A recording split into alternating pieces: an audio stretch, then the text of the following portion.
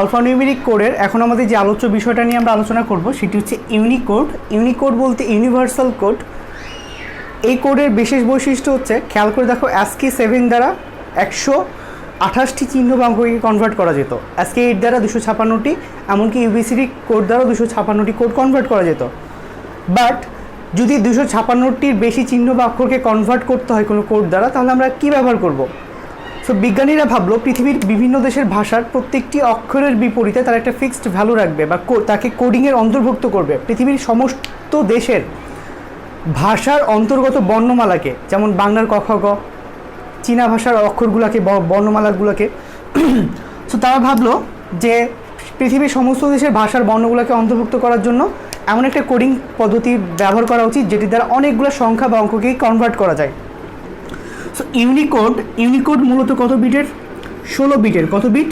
16 bit. 16টি binary বিটের সমন্বয়ে গঠিত, যেটি দ্বারা 2 টু দি পাওয়ার 16 অর্থাৎ 65,536টি চিহ্ন, অক্ষর বা বর্ণকে কী করা যায়? কোডভুক্ত করা যায়। চিহ্ন, বর্ণ বা অক্ষরকে কী করা যায়?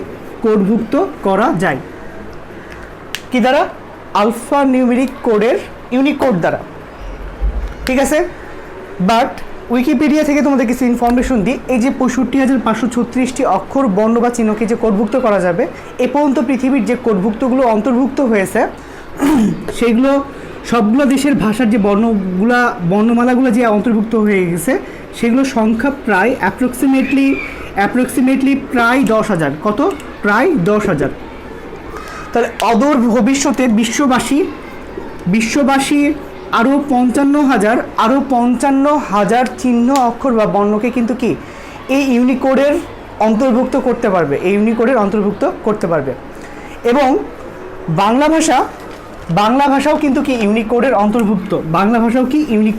অন্তর্ভুক্ত। কেননা বাংলা ভাষা ASCII কোড বা UBCD কোডের অন্তর্ভুক্ত ছিল না।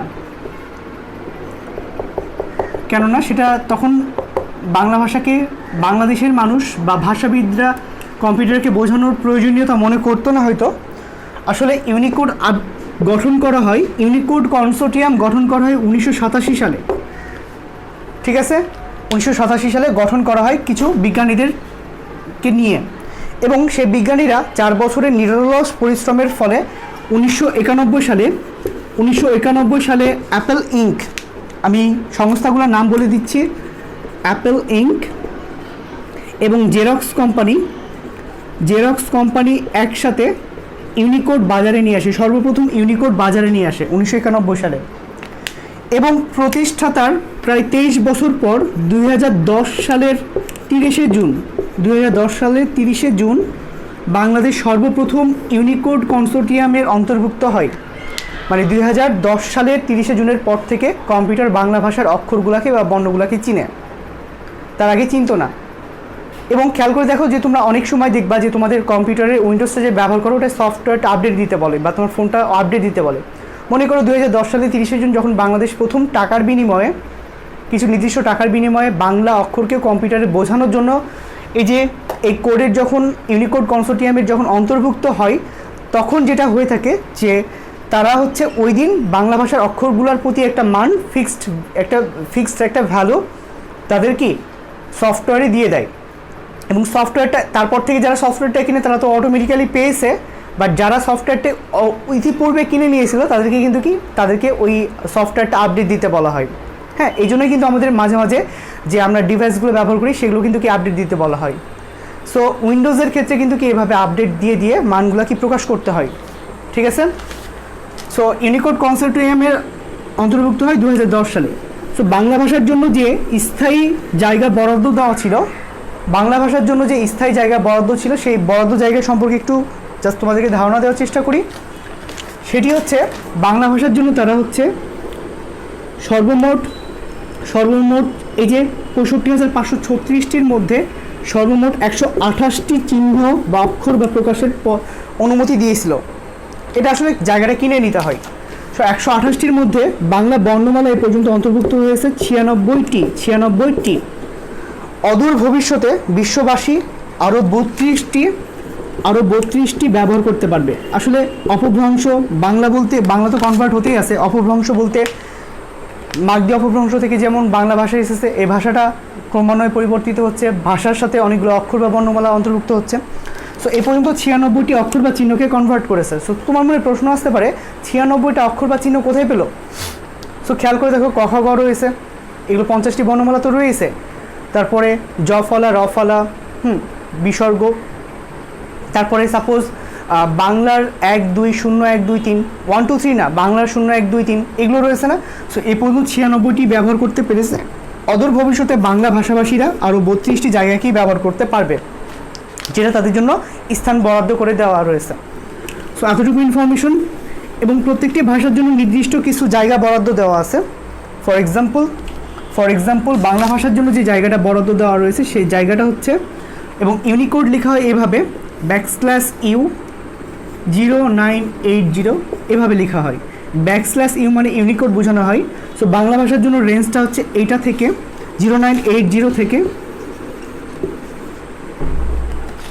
09FF পর্যন্ত এখান থেকে স্টার্ট হয় এবং এখানে গিয়ে শেষ হয়। সো তোমার মনে প্রশ্ন আসতে পারে যে ভাই আপনি বললেন যে প্রত্যেকটা ইউনিকোড 16 বিটের। সো এখানে তো আমরা 4টি অঙ্ক দেখতে পাচ্ছি, বিট তো দেখতে পাচ্ছি না, 4টি অঙ্ক দেখতে পাচ্ছি, এবং সেটি কিন্তু ডেসিমাল সংখ্যায় লেখা আছে। আসলে কিন্তু এটা ডেসিমাল সংখ্যায় লেখা নাই, এখানে প্রত্যেকটি অঙ্কই কিন্তু কি হেক্সাডেসিমালে লেখা আছে, এবং প্রত্যেকটি হেক্সাডেসিমালের বিপরীতে আমরা 4টা করে বিট পাই, 4টি করে বাইনারি বিট পাই। যেমন 0-এর জন্য 000, 9-এর জন্য 1001, 8-এর জন্য 1000, 0-এর জন্য 000। আসলে এতগুলো বাইনারি দিয়ে প্রকাশ করতে বা মনে রাখা বেশ কঠিন। তো সেই বাইনারিগুলোকে 4টা করে ব্লক করে নিয়ে সেটাকে কি হেক্সাডেসিমালে রূপান্তর করা হয়েছে। কিসে রূপান্তর করা হয়েছে? হেক্সাডেসিমালে রূপান্তর করা হয়েছে।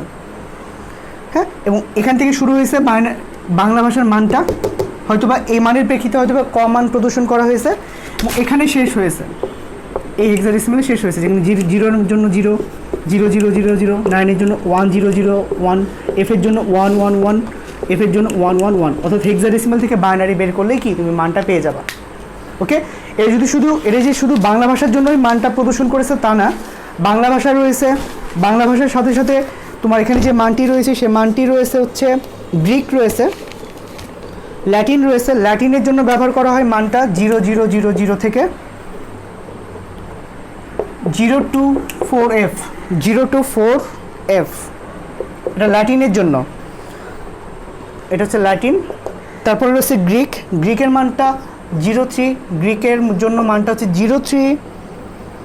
আমি একটু মানটা দেখে বসাচ্ছি, তোমাদের এগুলো মুখস্থ করার প্রয়োজন নাই। 0370, এবং কোড সম্পর্কিত বিভ্রান্ত হওয়ার কোনো প্রয়োজন নাই, কেননা কোড নিয়ে প্রশ্ন কিন্তু খুব কমই পড়ে। গ্রিক রয়েছে, কাইরিলিকের মান রয়েছে 0400 থেকে 04FF। তারপরে রয়েছে আর্মেনিয়া, হিব্রু, এরকম অনেকগুলো ভাষা রয়েছে যেগুলো কিন্তু কি মান দেওয়া আছে, মানগুলো মুখস্থ করার দরকার নেই। এবং সামনে একটা \U দেখতে পারো, সো ওই \U দ্বারা হচ্ছে ইউনিকোড বোঝানো হয়, ঠিক আছে। এবং এই কোডিং সম্পর্কিত একটা প্রশ্ন করা হয়, বাংলা কোড কোন কোডের অন্তর্ভুক্ত? বাংলা কোড ইউনিকোডের অন্তর্ভুক্ত। ইউনিকোড দ্বারা কতটি চিহ্ন বা সংখ্যাকে কনভার্ট করা যায়? 65,536টি। হ্যাঁ, 8 বিটের কোড কোনগুলো? 8 বিটের কোড হচ্ছে ASCII 8 এবং হচ্ছে কি UBCD কোড। সো আশা করি কোড সম্পর্কিত যথেষ্ট ধারণা তোমাদের দিতে পেরেছি। ইনশাল্লাহ আমরা কোড সম্পর্কিত আলোচনা শেষ করব এবং এই সম্পর্কিত বোর্ড কোশ্চেনগুলো এখন সলভ করতে পারবো আশা করি। সো আজকে এই পর্যন্তই। আমি কিছু ইনফরমেশন উইকিপিডিয়া থেকে দিয়েছি, তোমরা এই উইকিপিডিয়া থেকে ইনফরমেশনসগুলো মিলিয়ে নিতে পারো, যেটা তোমার বইয়ের বাইরেও দেওয়া হয়েছে অনেক কিছু। সো আজকে এই পর্যন্তই, দেখা হবে অন্য কোনো টপিক নিয়ে। আল্লাহ হাফিজ।